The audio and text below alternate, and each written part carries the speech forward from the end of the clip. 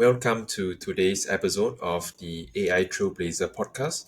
Today we have a very exciting guest. He is none other than Pulkit, the co-founder at Emitrr. So Pulkit, it's a great pleasure to have you here with us on the show today. Let's start off a bit with yourself. What is your background and what led you to start Emitrr? Absolutely. Thanks, Bruce, for first of all for hosting me on this Welcome. podcast. Uh, yeah. And yeah, to share about my journey, maybe I'll probably brief my journey first, and then Emitter's journey, since I've connected. So I I mostly handle like right now I'm handling the engineering and product side at Emitter, scaling the product. Uh, but yeah, initially it was everyone. We are two founders. We both used to and everything. And about my background, I did my engineering. I like from the first year of my engineering only. From 2012, I have been coding a lot of things, building stuffs, building products. Right from 2012, and after that, I worked with a lot of startups in different domains, different companies, like companies with sizes of 5,000 employees to 10 employees in all the setups. And in this journey of exploration and landing onto a B2B SaaS product, which was, I would say, the like one of my most interesting journey. And from there only, my interest drove more towards the B2B SaaS side. And that was also in the conversational AI space. So that led me to this B2B SaaS space. I again worked with another SaaS, and after that, we started this Emitter, which is also a B2B SaaS platform, but for local businesses in the US. So yeah, that's been my journey so far working in tech, as well as starting up twice in the past where I primarily learned what are the things we shouldn't do rather than learning what is the right thing that we should do. So, but that's a learning and learn things in the hard way, and that also helped in building this emitter. And about my journey, about emitter. So at emitter, I would say our journey started with a very simple problem, which was problem of missed calls. We basically cater to local businesses, family, like in the healthcare space, like dental practice, primary care, urgent cares. These businesses used to miss a lot of phone calls, and every time they're missing calls, they are losing an opportunity. And patients, it's something bad for the patients also. They are not able to get to a provider and when they are in pain. So we started with this problem. Uh, People used to call us as a backup receptionist at that time. They only gave us the name, and we started solving, and our customers came started coming up with more and more feedback. And as we dive deep into this vertical, we realized that there are so many touch points which are broken. They use 10 different platforms for solving 10 different things. Their complete communication stack on text, voice, everything is broken. Their systems do not integrate with their system of records, which they call it EHR or PMS, practice management softwares. So we started with the text communication side. Then we realized that, hey, there's even a bigger part. We started with solving problem of missed calls. How can we actually go ahead and solve the problem itself, that they do not miss any calls only? What are the core reasons? Hey, is the average handle time higher that is leading to this, or is there anything else? So then we started building a phone system, starting solving a phone system that integrates with the system of records.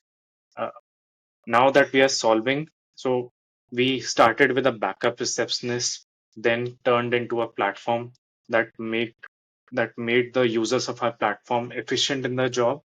Users of our platform are receptionist or front desk people, and then now we are turning into a full-time receptionist, uh, going ahead and replacing these receptionists also, uh, like by uh, automatically answering the calls, responding to the queries automatically on text, voice. Now that we have all the workflows, we are going one level up and see how can we standardize the front desk part and like let our system take the calls automatically, empower these businesses to run 24/7, just the way any e-commerce business run. For e-commerce business, the standardization is the product and not how their experience is on the website. It's pretty standard, uh, like just the way Shopify is providing that infrastructure.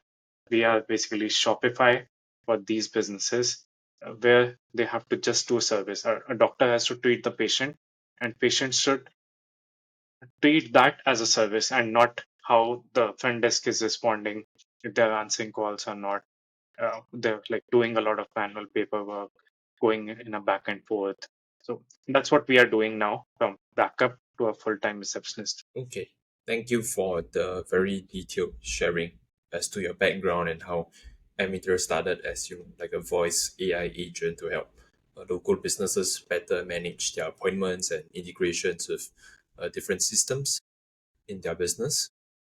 So, can you share a bit more about Emitter? What kind of problem is it trying to solve exactly? Yeah. So if you see a journey of a receptionist or a front desk, they like, as if I'm an engineer, I'll be probably working with some of the tools like using Postman, Cursor, or these tools to build out things. If you see marketer, they would be running ads, they would be working on SEO. But as a receptionist, they wear multiple hats. Uh, like for them, like there's no specific role defined. You have to uh, schedule appointments, answer calls to answer their queries, like insurance related queries. You have to check in the patient that are coming in. You have to respond to the patients who are actually in the practice, handling those. There are a lot of things in the journey. You have to do even collect copays, billing. All that is there for a receptionist. They have to do end to end everything. Then there's a provider that treats that serves the patient. So we are actually working on the complete cycle, be it pre-appointment, post-appointment, or during the appointment. Uh, so uh, we are automating that complete journey, integrating with the system of records, building workflows, like automating a lot of communication. If the patient doesn't show up, automatically follow up. Uh, if the patient responds, then help them schedule appointments with AI, uh, and like a lot more things in the journey on call, on text. That's what we do as of now. Got it. Then, what would you say is your role within the company? I know you said product and engineering, but what does your day to day look like? And then, how does it fit into the bigger picture at Emitter? Yeah, absolutely. I would say uh, like my role also involves a similar thing, to wear multiple hats. One part of the day, I'm wearing the hat of hiring people, building a team. One part involves working with the product team to build out the product, listen to customers, collect feedback, work with the team at the same time, working with the engineers, uh, and um, and seeing what we've discussed and what we are building at Alliance, and then accordingly speaking with the customers. That's the most important part of my day, and we are so customer focused right now, and will be that everything that we build is for the customers. So although we are a vertical platform selling to healthcare, but we we sell vertically, but we build horizontally. So making sure that we build it in the right direction and giving the right direction to the company. So usually involves my day-to-day operations, sometimes working with sales, sometimes with support, product engineering, hiring. So yeah, Got it. Yeah, again, sounds like wearing a lot of different hats, which is very typical for the co founder in startups. Then, what would you say are your goals for Emitter, let's say for the next 6 to 12 months? absolutely. So I would say, from the revenue standpoint, there is definitely a goal. We want to double down the revenue, like now, and that's like now with the newer products, with the phone system, with the AI. We see that since we are getting a huge demand right now, also, like for the product, so it's very much doable. But if you leave the revenue also aside, um, the goal is to build a stickier product and standardize the AI for our customers to, uh, like, let's say if there are 10 receptionists in working in a front desk in an office, how can we maybe replace not all 10, but let's say 8? Or there's already a shortage of healthcare workers or front desk. There's a very high turnover in this, maybe because of the type of job, the kind of jobs, and it's a bigger problem than like what we can imagine since we work with our customers day to day. So yeah, automating the complete journey, uh, right from the billing to intake to appointments, uh, uh, and like one big goal that we have is we work with two goals. Uh, One is optimizing for the schedule, keeping the schedule full all the time.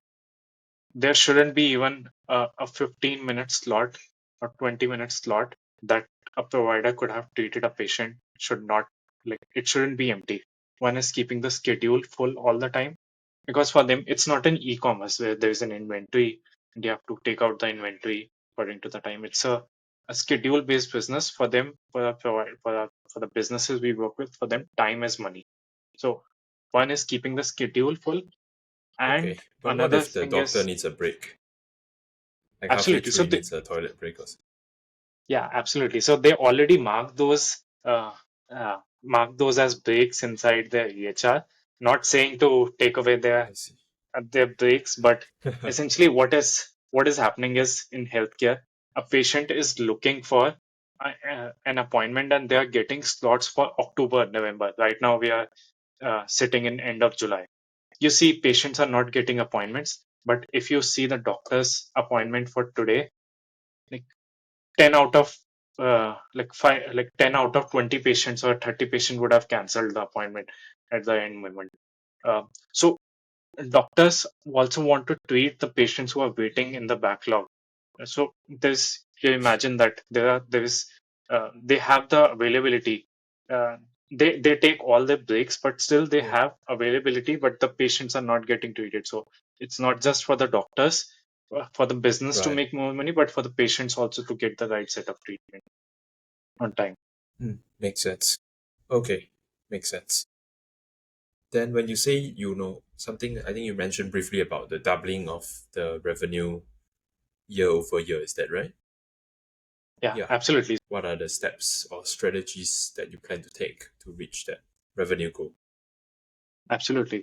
I would say doubling down the revenue from our existing product is something that would be very easy to do that, because like till now our customers have been using the automation layer, the text communication layer. Now there's already a VoIP system, which is a bigger opportunity, the AI system. But yeah, we'll be selling that also to existing customers and generating like more value from them for them. At the same time, there's an existing channel, uh, and increasing the like doubling down on what is already working, and also initiating some channels that do not exist as of now. But hey, let's focus on a newer channel to get to reach the right audience. So I would say that's primarily our goal, divided into three steps: existing, doubling down existing, initiate another channel, and yeah, sell it to the existing customers what we have built in the AI. Got it. Then when you say initiate other channels, what other sort of channels are you referring to here?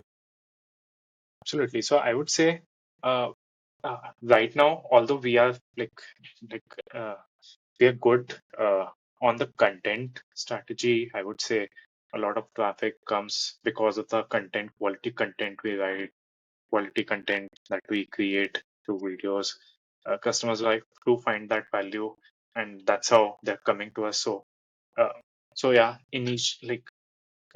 distribution of the content through newer channels is one of the thing initiative that we plan to do right now.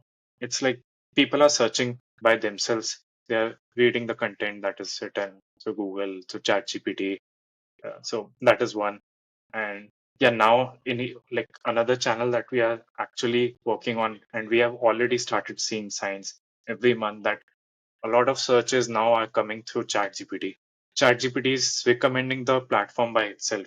If you ask ChatGPT about, let's say, HIPAA compliant texting platform, Emitrr would come in.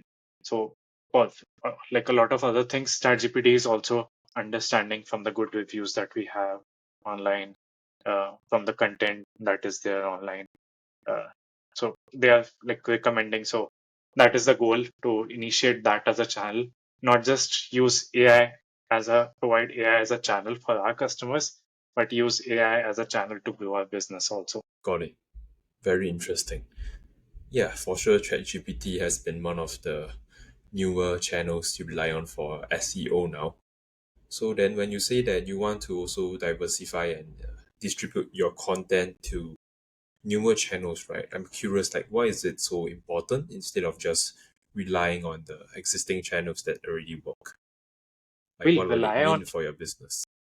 Absolutely. We are actually doubling down on that, generating like good quality content already and doubling down that.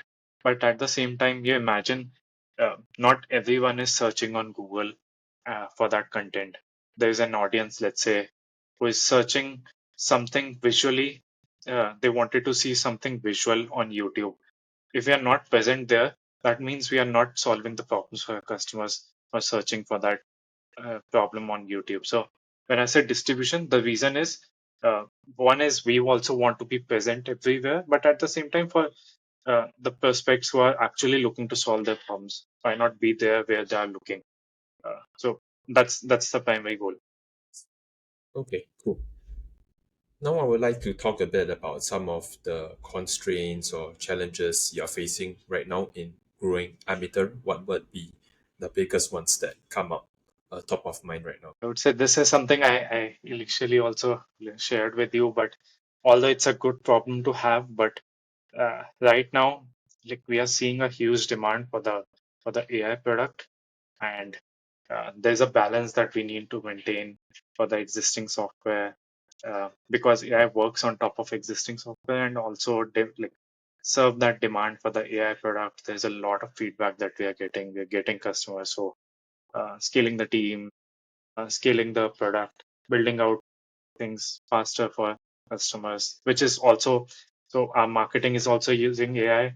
We are serving customers in AI, and our engineering is also using AI tools like Cursor, uh, Copilot. So although we have fast track development already, but still serving that demand, that increased demand that we are getting right now, is one challenge, but it's a good problem to solve, and we'll solve that anyways.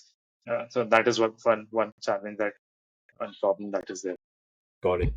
Then what's the, I guess, plan for you to overcome this challenge? Is it through things like, for example, fundraising, get more resources to scale the team, or is it other ways to overcome this?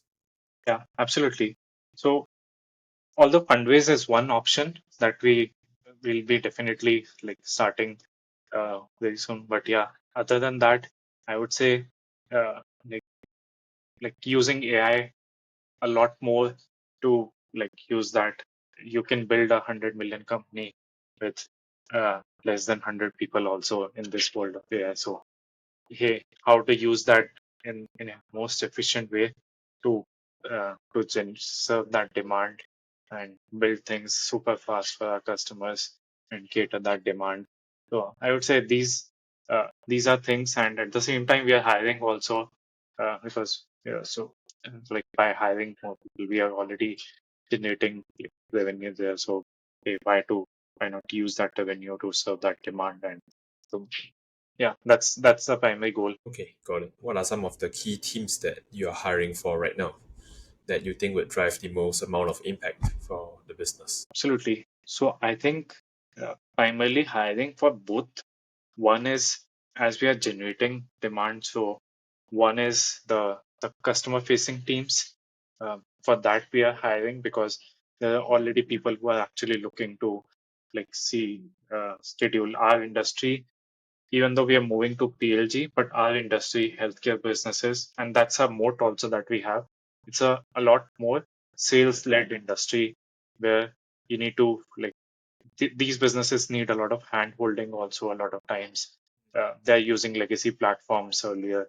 So building the customer facing teams as well as product teams, like on the engineering side, design side, on the product side. So that's the goal. That's the key hires like in different teams that we are looking for to hire. So it's mostly like the customer success teams to help with the onboarding of your clients and then also Yeah, working on the customer product and success improving and it. sales. That's correct. Okay, got it.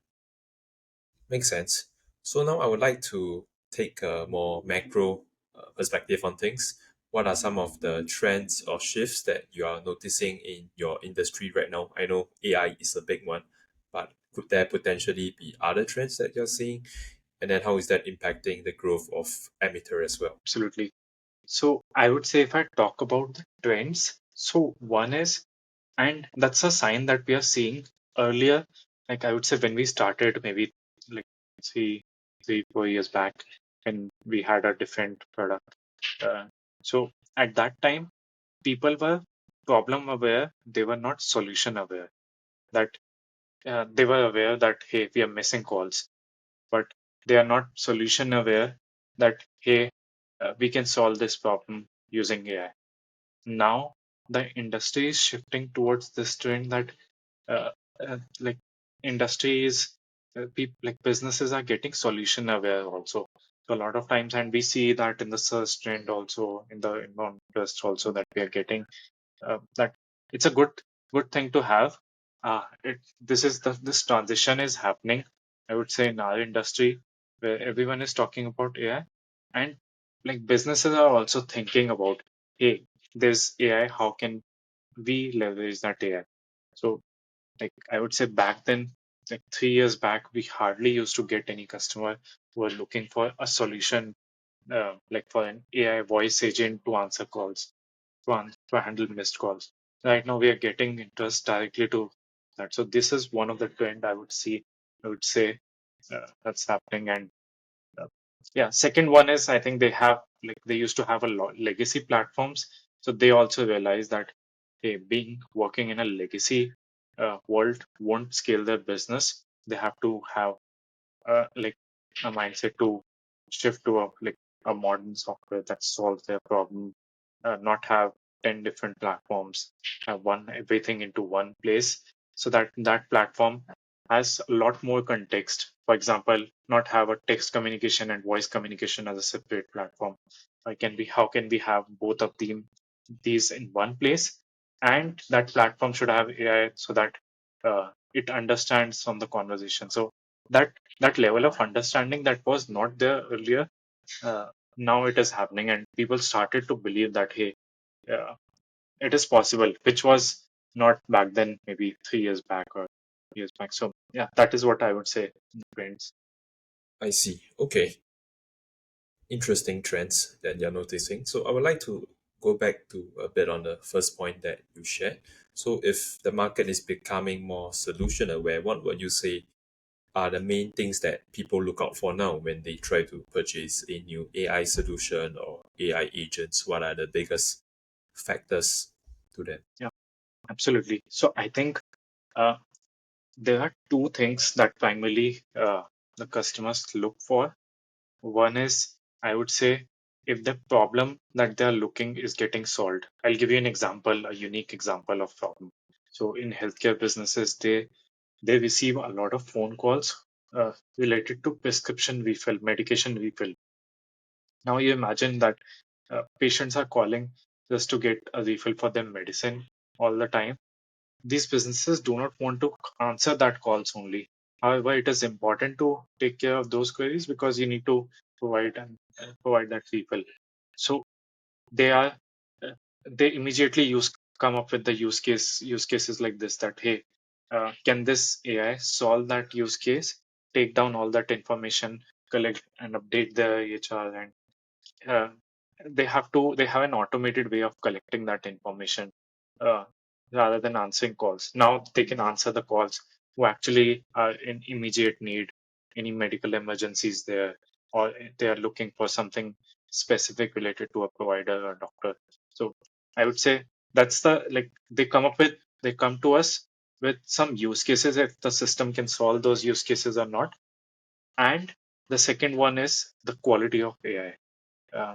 Uh, because a lot of times now that people are solution aware, they have not seen solutions, I would say. I would say there are very few solutions there in the market, especially in the industry we are catering to. So they have not seen solutions, so they are sometimes skeptical about, hey, how this would work. I've never visualized. I want to talk to, I actually want to talk to a voice AI agent and see how it is responding. If is it natural, how that is working. So I would say these are the two primary things that they come up with uh, when I they're see. looking for a solution. Okay, so if I were to summarize, it would be really how specific it is to solving their use case and their specific problems, and then also like whether it's working in the first place through That's things like correct. demos or that. Absolutely. Okay, cool. So I think that is about it for the podcast interview. Pulkit, once again, thank you for taking the time out and sharing these valuable insights with our audience. It's a pleasure to have you here and learn more about the health industry and how it's getting disrupted by AI. Yeah, absolutely. Thanks again for hosting me on this podcast. It was nice interacting with you, and yeah, I also Yeah, enjoyed answering the questions you had. yeah, you're welcome. It's a pleasurable conversation. Cheers.